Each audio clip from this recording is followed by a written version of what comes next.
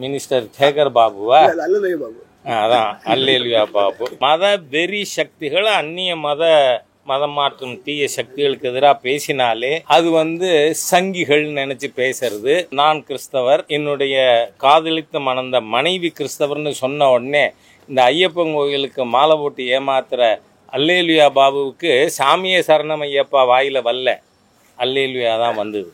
மதம் மாற்றம்ங்கிறதே என்னத்துக்கு? அதில் வேலை வாங்கி தரேன், உலகாயுத விஷயங்களை தரேன் அப்படின்னு சொல்லி மதம் மாற்றுறாங்கல்ல. மதம் மாற்றம் தேவையில்லாது. எதுக்கு மதம் மாற்றணும்? ஏன் சோப்பு நல்ல சோப்புன்னு விற்கிற மாதிரி ஏன் சாமி நல்ல சாமின்னு விற்கிற மதம் மாற்றும் தீய சக்திகளுக்கு ஒரு பாடமாக அமைந்திருக்கின்ற படம். அதனால் இந்த ஹோல் டிஎம்கே ஐடியாலஜியே ஹிந்து விரோதமானது. ஒருத்தனை அவனோட மதத்தை மாத்துறதுங்கிறதே தீய எண்ணம், தீய சக்தி. இன்னமும் இந்த பொய்களை விலைக்கு வாங்காதீர்கள். என்ன சொல்லிருக்காரு?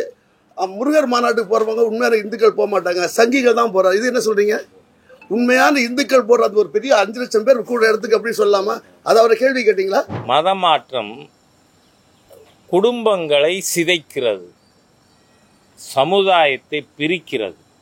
அதனால மதமாற்றம் தடை செய்யப்பட வேண்டும். நான் இதை எதற்காக அவருடைய பின்னணியை சொல்றேன்னா, உடனே அவரையும் மாட்டி இப்போ இருக்கிற நம்ம மினிஸ்டர் சேகர் பாபுவா, அதான் அல்லேலுயா பாபு, அந்த மாதிரி உடனே எல்லாரும் சங்கிகள்னு இந்த மாதிரியா மத வெறி சக்திகள் அந்நிய மதம் மாற்றும் தீய சக்திகளுக்கு எதிராக பேசினாலே அது சங்கிகள் நினச்சி பேசுறது.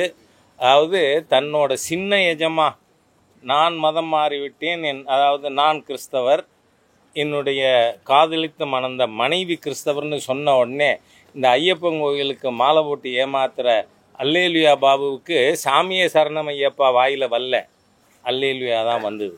ஆகவே இன்று தமிழகத்தில் நாம் கவலையோடு பார்த்து கொண்டு இருக்கின்ற விஷயம் கிரிப்டோக்கள்.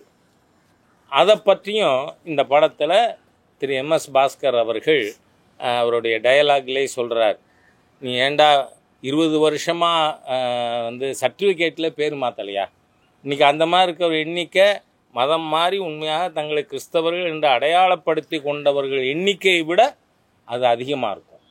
அந்த அளவுக்கு தமிழகத்தில் சமுதாயத்தில் நடந்து கொண்டிருக்கின்ற மோசமான விஷயங்கள், மக்களை ஏமாற்றுகின்ற, சாமியவே ஏமாத்துறாங்க இந்த மதம் மாறியவர்கள் அப்படிங்கிற விஷயங்கள் இதில் சொல்லி, நான் கூட முதல்ல பரமசிவனும் ஃபாத்திமாவும் சொன்னால் அதில் ஏன் நம்ம பரமசிவனை இந்த படத்தை டைட்டிலில் வச்சுருக்கணும்னு நினச்சி தான் பார்த்தேன் நான்.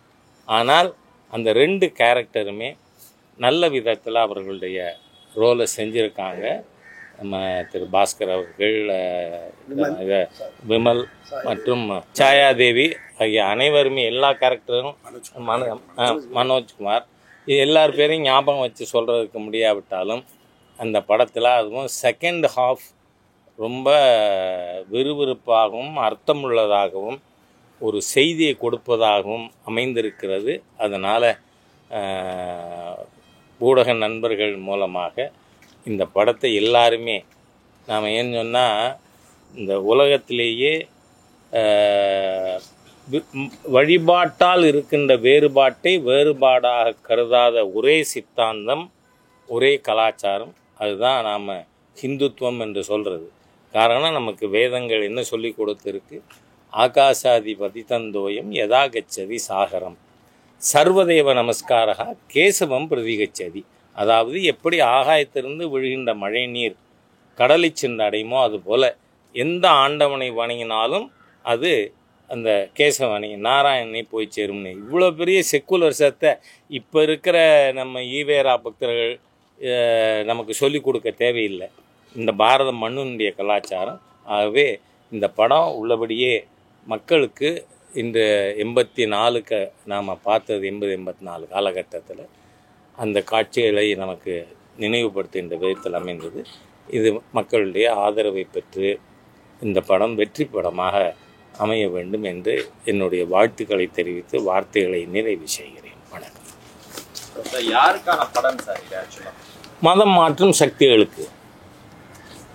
ஏனென்றால் மதம் மாற்றம்ங்கிறதே என்னத்துக்கு? அதில் வேலை வாங்கி தரேன், வந்து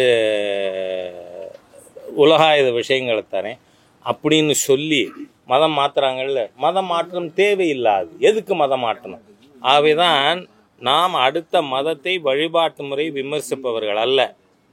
ஆனால் அதாவது இந்த சோப்பு விற்கிறவன் ஏன் சோப்பு நல்ல சோப்புன்னு விற்கிற மாதிரி ஏன் சாமி நல்ல சாமின்னு விற்கிற மதம் மாற்றும் தீய சக்திகளுக்கு ஒரு பாடமாக அமைந்திருக்கின்ற படம்.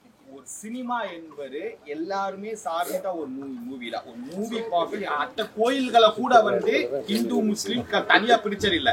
ஒரு தியேட்டர்ல இருந்தாரா வந்து பிரிச்சது இல்லைன்னு யார் சொன்னா? நீங்க சொல்றீங்களா? இல்ல சார், பின் எதுக்கு பாருங்க, எல்லா மதம் பாருங்க அனாவசியமா வளவலன்னு இந்த திரவிடியன் ஸ்டாக் மாதிரி பேச இருங்க. நான் சொல்லிட்டேன், அதுக்கு மேல நான் எக்ஸ்டெண்ட் பண்ணவும். தம்பி நீங்க சொல்ற கேள்வியிலே பதில் இருக்கு. இப்ப சினிமாலையும் அரசியல சேர்க்காதீங்க. Cinema just entertainment. அப்ப அவரே முதல்ல மக்களாட்சின்னு ஒரு படம் எடுத்தாரு. சொன்னூரியா மக்களாட்சின்னு படம் எடுத்தாரு. சொல்லுங்க போலாம், சொல்லுங்க. அது முதல்ல எல்லாமே அது உள்ள நிறைய பேசிட்டு போகலாம். அது அல்ல. இப்போ இந்த இந்து மினிஸ்டர் என்ன சொல்லிருக்காரு? இப்போ நான் இப்போ உங்களை பார்த்தே சொல்ல பரவாயில்ல, எடுத்துக்குவாங்க. நம்ம கேமராசன் ஜாஸ்தி இருக்கு. அவருக்கு அருள்நிதி மினிஸ்டர் என்ன சொல்லிருக்காரு? முருகர் மாநாட்டுக்கு போறவங்க உண்மையான இந்துக்கள் போக மாட்டாங்க, சங்கிகள் தான் போறாங்க. இது என்ன சொல்றீங்க? உண்மையான இந்துக்கள் போடுற அது ஒரு பெரிய 5 லட்சம் பேர் கூட இடத்துக்கு அப்படி சொல்லாமா? அது அவரை கேள்வி கேட்டீங்களா? சபாநாயகர் கை தட்டு இல்லைன்னா அவர் சபாநாயகரா இருக்க முடியாது. அதனால காரணம் என்ன? இவங்க நடத்தின முருகன் மாநாடு பழனியில அதுல யார் சீஃப் கெஸ்டா கடைசியில போய் பேசினது?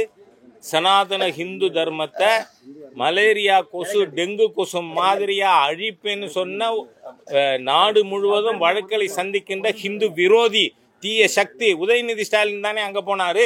அதனால இந்த ஹோல் டிஎம்கே ஐடியாலஜியே ஹிந்து விரோதமானது. அதனால அவங்களுக்கான செய்தி. நன்றி.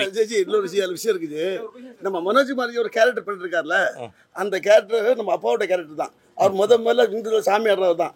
மதம் மாதிரி இந்த இடம் சீட்டு வாங்கியிருக்காரு. கடைசியில் வந்து திரும்பி சொல்றேன்ல. அதனால என்ன, இந்த மதம் மாத்திர தீய சக்திகள் ஒருத்தனை அவனோட மதத்தை மாத்துறதுங்கிறதே தீய எண்ணம், தீய சக்தி. அந்த இல்ல சார், யார் இருங்க சொல்றேன். என்ன விருப்பப்பட்டு மாறுங்க? என்ன விருப்பப்பட்டு மாறி இருக்காங்க? ஒரு ஆளை காட்டுங்க. நான் கேட்குறேன். இப்போ சிவபுராணத்தை முழுசா படித்தேன், ஹிந்து மதத்தை பற்றி நான் முழுசா படித்தேன், நான் கன்வின்ஸ் ஆகலை, அதனால நான் கிறிஸ்தவராக முஸ்லீமாக ஆகிறேன்னு சொல்கிற ஒரு நபர் சொல்லுங்க. அதனால நடிக்காதீங்கிறேன் நான். ஊடக நண்பர்கள் இன்னமும் இந்த பொய்களை விலைக்கு வாங்காதீர்கள். திரவிடியன் ஸ்டாக் மனிதாபிமானம் இல்லாத தீய சக்திகளின் ஒட்டுமொத்த உருவம். சொல்லிட்டேன்.